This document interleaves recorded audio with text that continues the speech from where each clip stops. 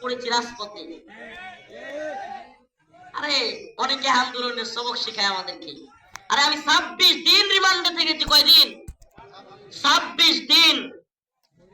শুধু 26 দিন রিমান্ডে নয়, যে জুলুম নির্যাতন আমার উপর দিয়ে গিয়েছে, 32 মাস কারাগারে ছিলাম।